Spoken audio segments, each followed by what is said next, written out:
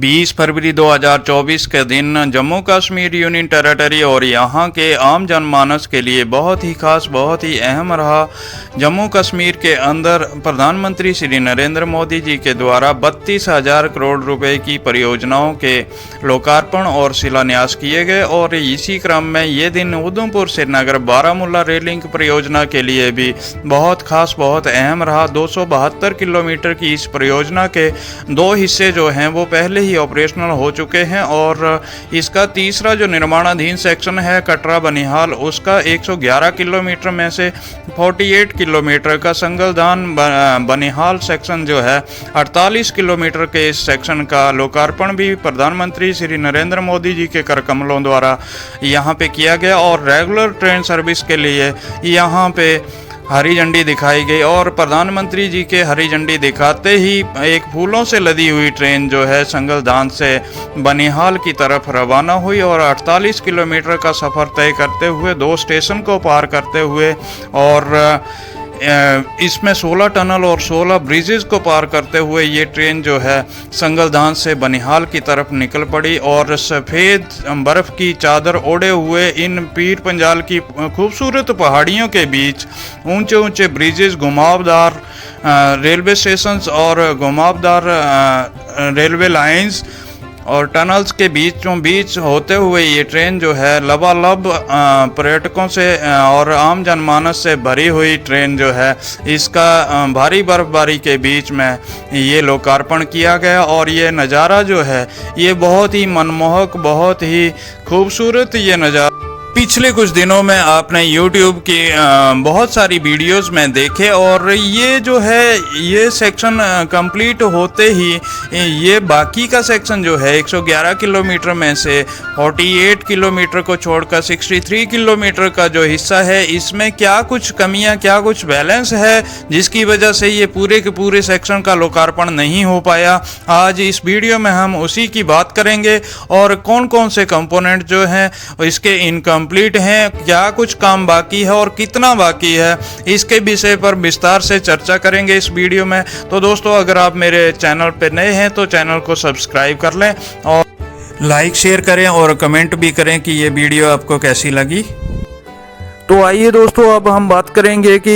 USBRL का Katra Banihal section का 111 kilometre में से 63 किलोमीटर का वो कौन से कंपोनेंट हैं जिनकी वजह से जो USBRL का 111 किलोमीटर का कटरा बनिहाल सेक्शन है वो एक मुश्त ऑपरेशनल नहीं हो पाया। तो सबसे पहले इसमें हम बात करेंगे ब्रिज 60 जो कि सावलकोट में निर्माणाधीन है। सावलकोट में ये T13 और T14 को जोड़ने वाला 241 मीटर का लंबा ब्रिज जो कि एक रेलवे ब्रिज कम रेलवे स्टेशन है, इसके ऊपर 2 ट्रैक लाइन, 2 प्लेटफॉर्म बनाए जा रहे हैं और ये 241 मीटर का ब्रिज जो है ये 5 स्पैन में निर्माणाधीन है। और इसकी ताज़ा जानकारी के अनुसार मैं आपको बता दूं, जैसा कि विजुअल्स में आप देख पा रहे हैं कि इसके 5 स्पैन में से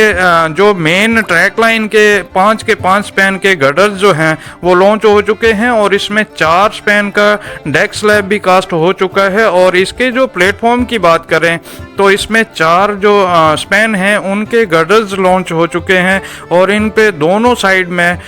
2-2 स्पैन का कंक्रीट कास्टिंग हो चुका है। और इसके जो लास्ट में प्लेटफॉर्म के 2 लेफ्ट और राइट साइड में एक स्पैन के जो गटर हैं उनका लॉन्च होना बाकी है। और ये आप देख पा रहे हैं वीडियो में, देखेंगे कि इसके जो दोनों गटर हैं वो असेंबल हो चुके हैं लेकिन इनको लॉन्च करना बाकी रह गया है। और इसके साथ ही जो इसका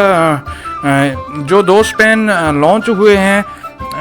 जिनके ऊपर अभी कंक्रीट कास्ट होना है उसका भी स्टील बाइंडिंग का काम हो चुका है और बहुत ही जल्द इस पे कंक्रीट कास्टिंग होगा। और इसके बाद में ये जो लास्ट वाला स्पैन बचा हुआ है इसको भी इसके गटर लॉन्च होते ही इसके ऊपर भी कंक्रीट कास्टिंग का काम कंप्लीट किया जाएगा। और इसके साथ ही मैं इसकी खास बात बता दूं दोस्तों कि ये एक घुमावदार 2 डिग्री घुमा हुआ ब्रिज है और इसका एक स्पैन जो है वो 48 मीटर का है। और इसके अलावा भी और कौन से वो कंपोनेंट हैं जिनकी वजह से ये 63 किलोमीटर का हिस्सा जो है ऑपरेशनल नहीं हो पाया, आइए जान। तो दोस्तों इसी कड़ी में हम आगे जानेंगे कि कौन से ऐसे कंपोनेंट हैं जो अभी तक इनकम्प्लीट हैं और जिसकी वजह से जो 111 किलोमीटर का कटरा बनिहाल सेक्शन है वो फुली ऑपरेशनल नहीं हो पाया है। तो इसमें हम बात करेंगे टनल T1 की। टनल T1 जो कि अब टनल 33 के नाम से जानी जाती है। ये इसका छोटा सा हिस्सा जो है 3 किलोमीटर की टनल में 319 मीटर का हिस्सा मेन बाउंड्री थ्रस्ट में आता है और ये बहुत ही चैलेंजिंग है। ये बहुत ही मुश्किलों से 20 दिसंबर 2023 को इसका ब्रेक थ्रू किया गया था, लेकिन ब्रेक थ्रू होने के बाद भी इसकी मुश्किलें जो हैं वो कम होती नज़र नहीं आ रही हैं। और इसके विषय में विशेष साक्षात्कार में मिस्टर सिद्धार्थ के द्वारा किए गए तीखे सवालों का जवाब देते हुए रेलवे GM मिस्टर सोहन चंदूरी के द्वारा दी गई ये जानकारी, सटीक जानकारी, आइए जानते हैं।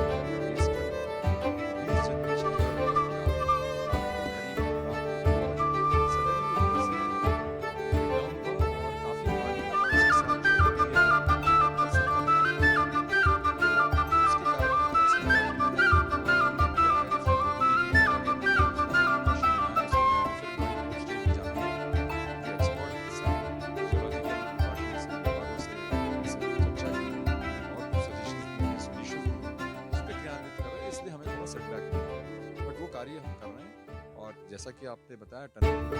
उसकी लाइनिंग फिनिशिंग का कार्य होता है, उसके बाद ट्रैक बिछाने का और जो भी टनल के अंदर काफी और भी अरेंजमेंट्स हैं और ज़्यादा CCTV कैमरास है, आग लग जाए तो सफाई वगैरह वो सब काफी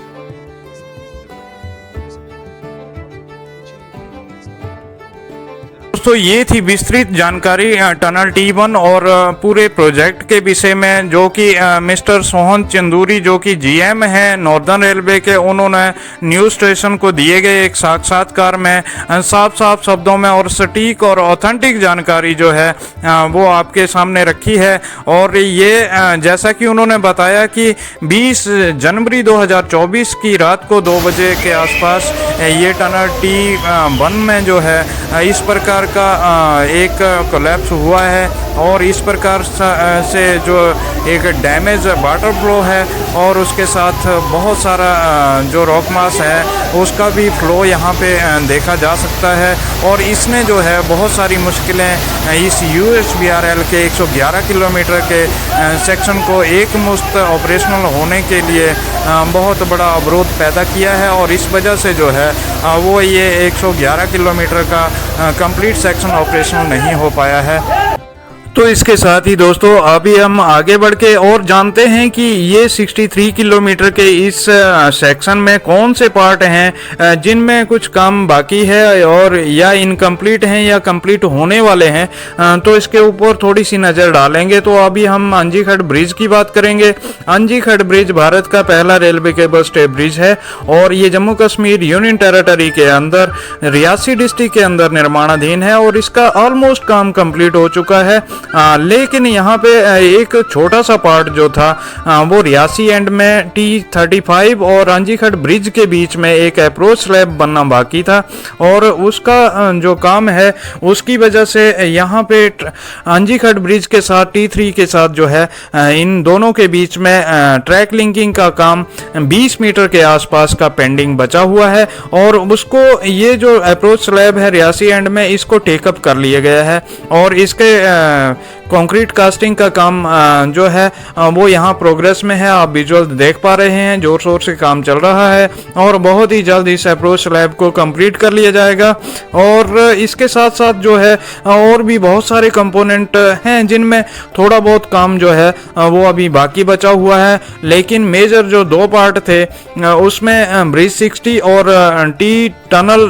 T1 T33 के नाम से जो जानी जाती है, ये 2 मेजर पार्ट हैं जिनकी वजह से ये 63 किलोमीटर का जो पार्ट है, जो सेक्शन है, ये ऑपरेशनल नहीं हो पाया है, लेकिन बहुत ही जल्द इसको कंप्लीट कर लिया जाएगा। और जहां तक अंजीखट ब्रिज की बात है, अंजीखट ब्रिज में ये अप्रोच स्लैब होने के साथ साथ इसके जो दूसरा एंड है, कटरा एंड है, कटरा एंड में कट एंड कवर का काम, जो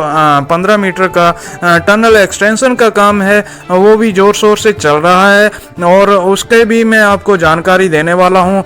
क्योंकि उसका काम कंप्लीट होने के बाद ही जो T2 जो T34 है उसके अंदर ओवरहेड इलेक्ट्रिक कंडक्टर जो है उसका लेइंग किया जा सकता है। और यहाँ पर आप अंजीखट ब्रिज के ऊपर डेक स्लैब के ऊपर आप देखेंगे तो जो ब्लास्टेड ट्रैक है उसका कंप्लीट लेइंग हो चुका है। और इसके जो है ट्रायल रन भी, ट्रॉली रन जो है वो भी कंप्लीट हो चुके हैं। और अंजीखट ब्रिज के ऊपर जो है बहुत सारे टेस्ट का प्रोसेस जो है वो होता रहता है। और यहाँ पर जो है अभी रिसेंटली 15th स्टेज का जो नेचुरल फ्रीक्वेंसी टेस्ट है केबल्स के ऊपर वो किया गया है। और इसी क्रम में आप देखेंगे कि ये आप जो विजुअल देख पा रहे हैं T34 का पोर्टल 2 है। और यहाँ पे जो टनल एक्सटेंशन का कट एंड कवर का काम चल रहा था उसमें आप देख सकते हैं, ये लेटेस्ट विजुअल्स आप देख पा रहे हैं। यहाँ पे स्लैब वाल्स का काम हो चुका है, स्लैब का काम बाकी है। और स्लैब के लिए जो है शटरिंग सपोर्ट सिस्टम का यहाँ पे ये विजुअल्स आप देख पा रहे हैं और ये कंप्लीट हो चुका है। अब इसके ऊपर शटरिंग प्लेट लेकर के इसके ऊपर जो स्टील बाइंडिंग करने के बाद कंक्रीट कास्ट कर दिया जाएगा और ये पूरी तरह से कंप्लीट हो जाएगा। और इसके कंप्लीट होने के बाद जो है वो T34 टनल के अंदर से होते हुए जो है अंजीखट ब्रिज के ऊपर OHE का काम किया जाएगा। और ये OHE का काम होने तक जो है आशंका जताई जा रही है कि मार्च के फर्स्ट वीक में ये इसके ट्रैक लिंकिंग होते ही प्री CRS जो है अंजीखट ब्रिज के ऊपर किया जाएगा। और इसकी कवायद जो है वो जोर शोर से चल रही है। और इसके प्री CRS होने के बाद जो है OHE का काम कंप्लीट होते ही यहाँ पे रेल का इंजन जो है वो दौड़ते हुए आपको दिखेगा। और फिर उसके बाद प्रोसेस में आएगा CRS और CRS के बाद इसके ऊपर इसको ऑपरेशनल किया जाएगा। तो दोस्तों आज के लिए बस इतना ही। वीडियो अगर आपको अच्छी लगी तो लाइक करें, शेयर करें, कमेंट करें।